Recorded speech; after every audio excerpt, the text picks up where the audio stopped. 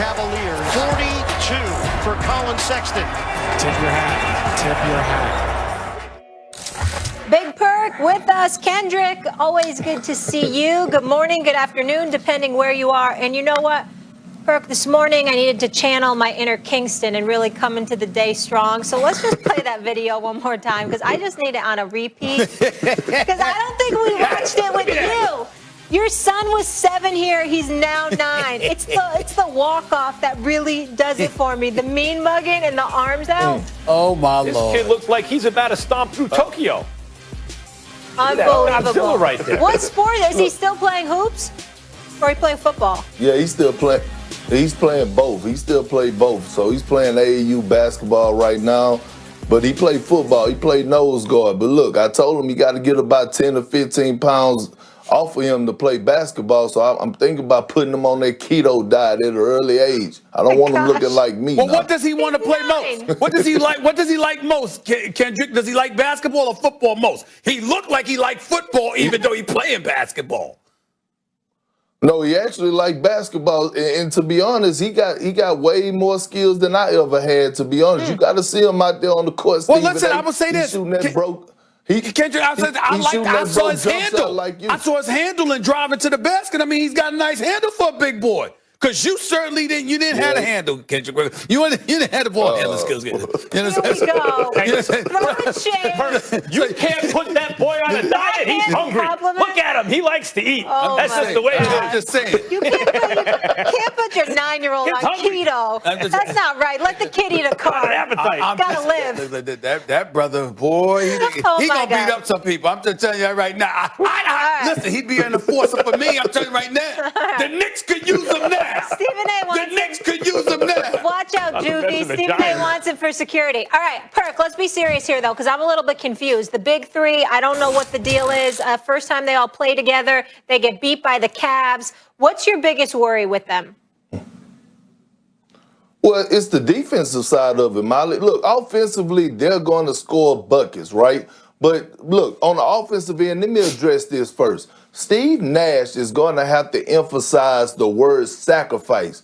Kyrie Irving, who had been out his first game back, he comes out and takes 28 shots. Now, he was balling. I get that. But if you're on a championship contender, and I heard an interview from Kevin Durant saying, yeah, James and I, back in the day, we were young boys, but we're grown men. Well, since y'all grown men, y'all have to address what's going on, because if I'm Joe Harris, a guy that they paid $72 million to get buckets and to shoot the ball, I don't want to be just standing in the corner not being able to get touches. You're going to need those guys in the long haul, especially in the postseason, to make shots. Role players help you win games in the playoffs. Defensively, they couldn't guard Stephen A., Max, Molly, and myself on the court right now. I mean, they're just giving up whatever. The Cavs shot 50% from the field and 50% from the three. And I said this when they lost Jared Allen. That was a huge blow. No knock on DeAndre Jordan,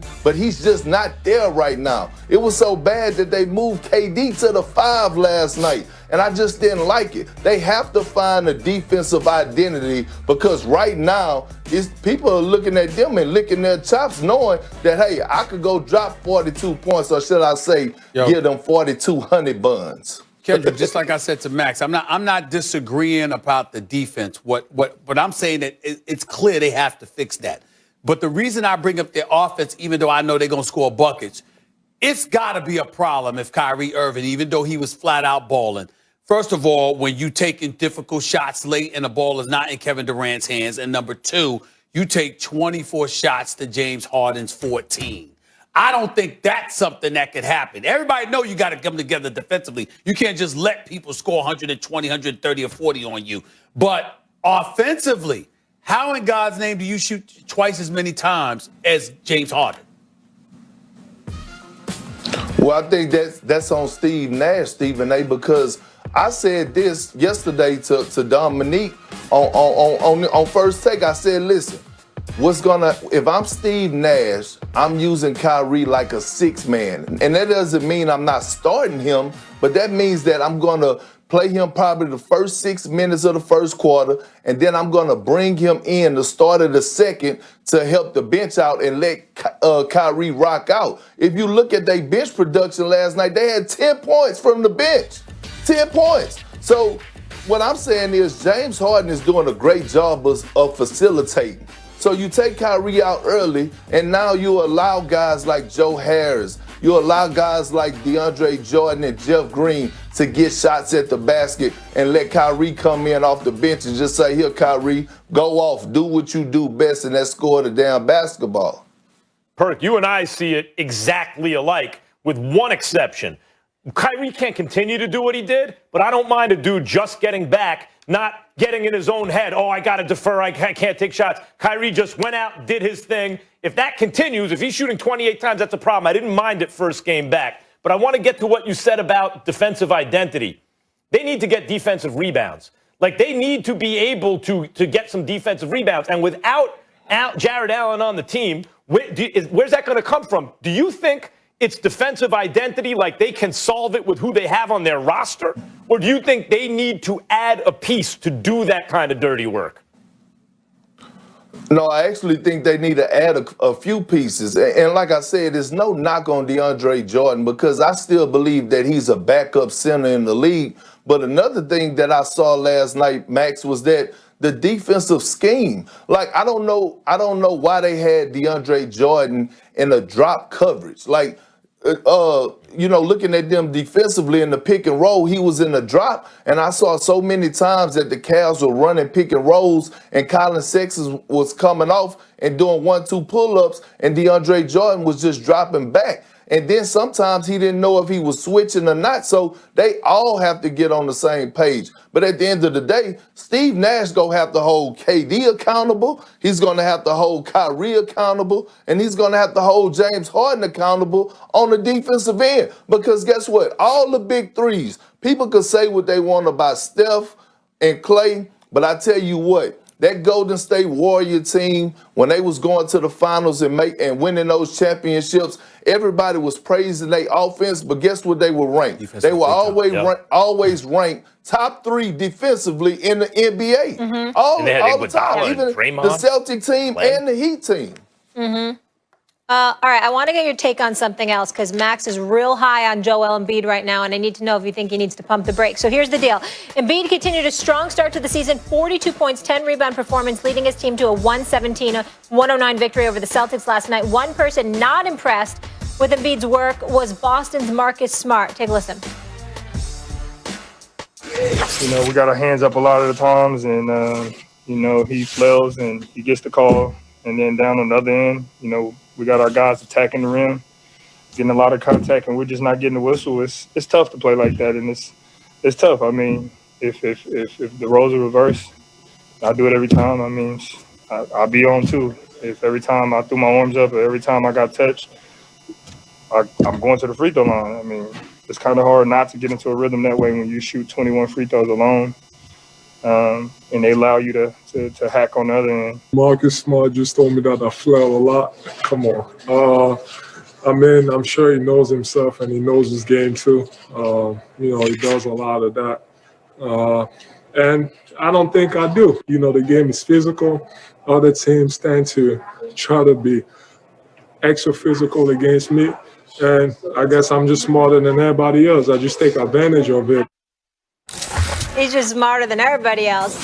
Max, I'll start with you. So obviously, flopping accusations aside, he is averaging 26 and 11 right now. Is he, Joel Embiid, your MVP? So far this season, yes. First of all, his team has the best record in the conference, and it's largely because of him.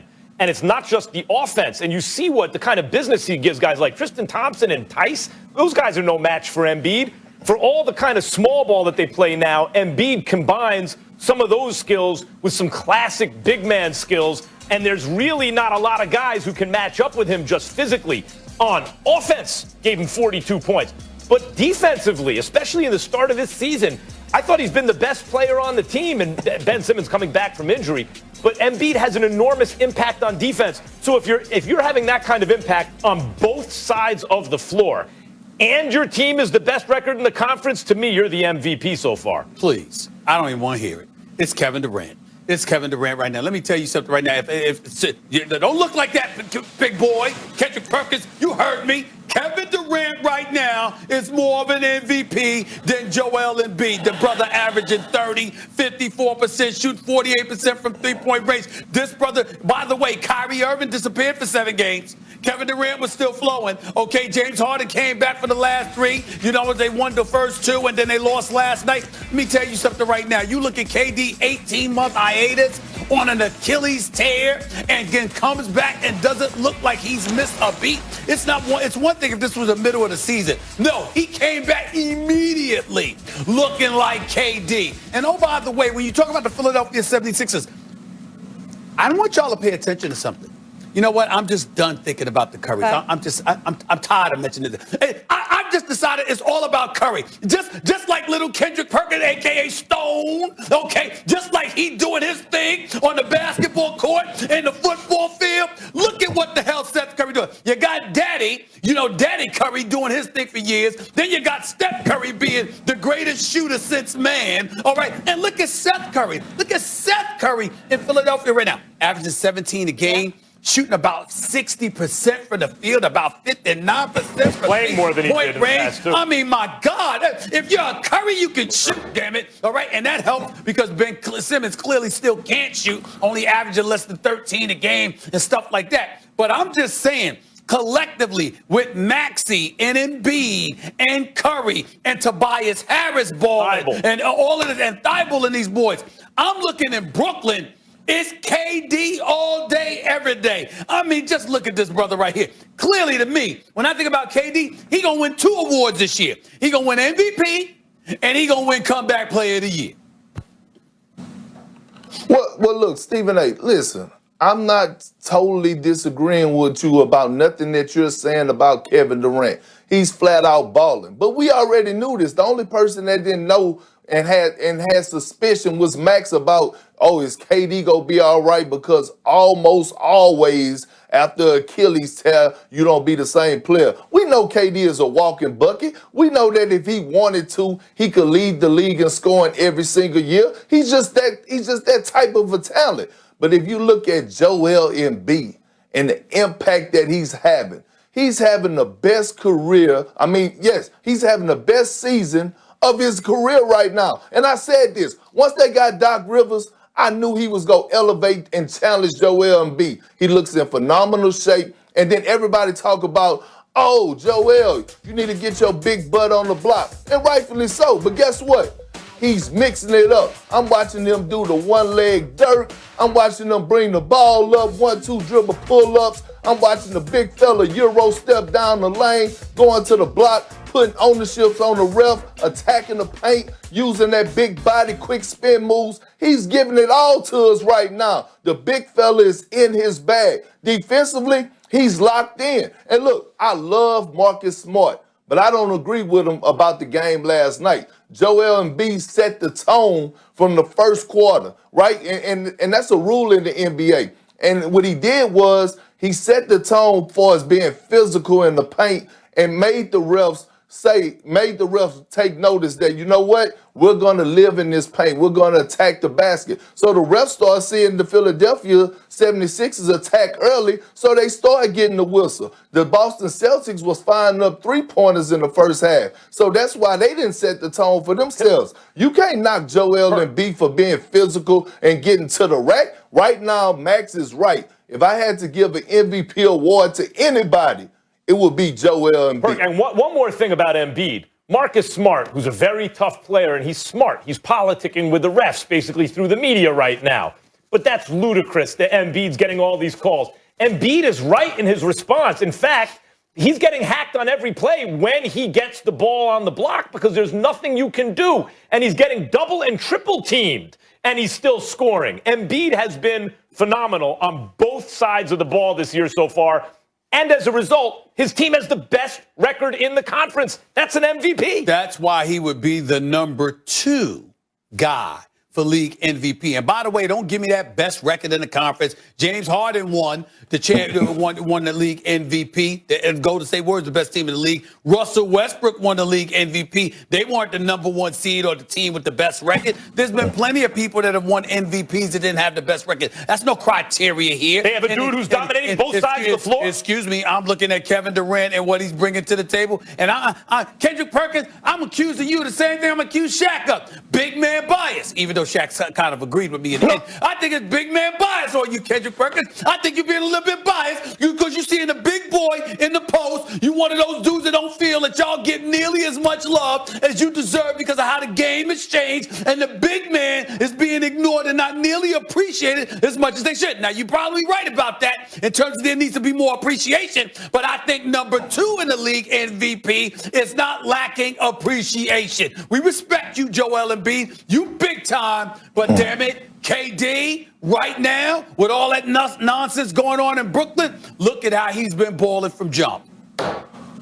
Well, Stephen A., I could say, I could feel like you being biased right now. About what? It's happening in Brooklyn. Because it's happening in Brooklyn. I'm a Knicks fan. For you being a fellow New Yorker, yeah, you're going to be biased towards, one of those New York teams. You know what I'm saying, Molly? Queens. So don't give me that about I'm being biased with a big man. He wants to be with, like, the hype team with all the hoopla around close enough and to he's Brooklyn. with the sad Knicks. It is close enough. But I don't like the traffic on Atlantic Avenue, so I would be biased against Brooklyn because of that. Oh, my That's what goodness. Kendrick Perkins missed. This ain't Texas, or we got all that room, all that space on the highway. And by the way, there's two reasons why I wouldn't be supportive. It's the traffic on Atlantic Avenue. Oh, gosh. Okay? There's traffic everywhere in New York. And the BQE, that's number one. Cupcake. And number two, the damn taxes in New York, because in Texas, they don't have any state income tax, okay? So I wouldn't be that biased. And number 3, I'm a Knicks fan, all right? By the way, they're 7-8. They're only a game back. No one cares. They're only a game back from being a 500 And you know what, Stephen A., I'm tired of hearing you talk about taxes and all this stuff. You spend all your time in the 2 most expensive states. And you should not get be over allowed. it. California and New York. Listen, You're never going Disney to World is in Nashville Orlando, or Texas. You're never doing that. Disney World is in Orlando, Florida, Yeah. and ESPN won't let me go down there because I guarantee you I with would. Disney, that's a PG, that's a G-rated world. You're not involved there. You should not be allowed to talk about the Knicks until they're over 500. All right, I have a Over question for 500. Perk. You get on Cowboys fans about mediocrity. Last week we did talk about the Knicks and they were over 500. I'm talking about right now. I want to ask 7 Perk and a 8. question. Okay, 7 and 8. Perk. Embiid's the first Sixers player to drop 40 and 10 on the Celtics since Sir Charles back in '87. So talk to me about this. Do you think he could actually lead them to the finals?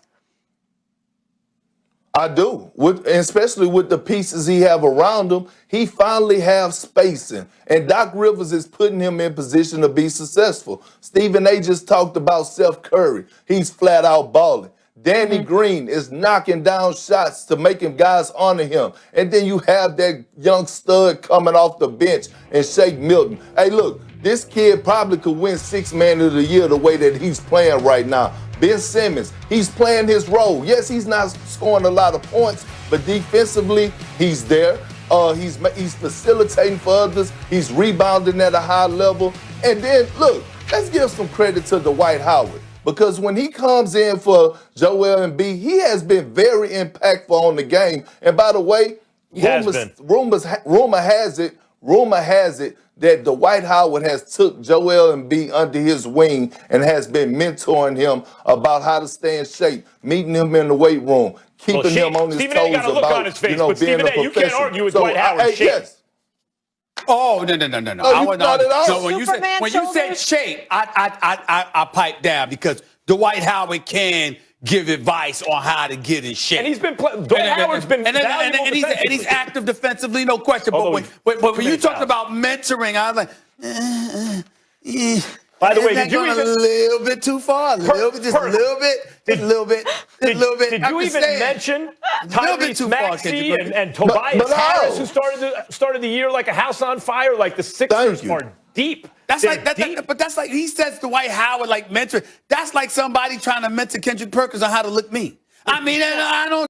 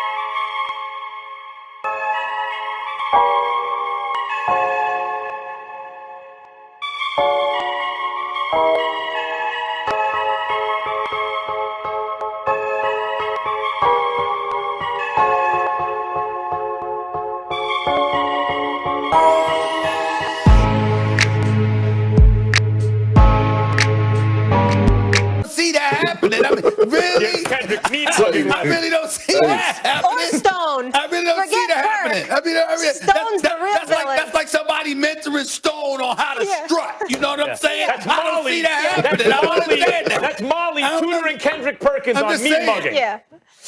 Oh, my God. All right. There she is. Perk, this was a lot of fun. Mean mug, Molly. Let me see your mean mug. No, that was.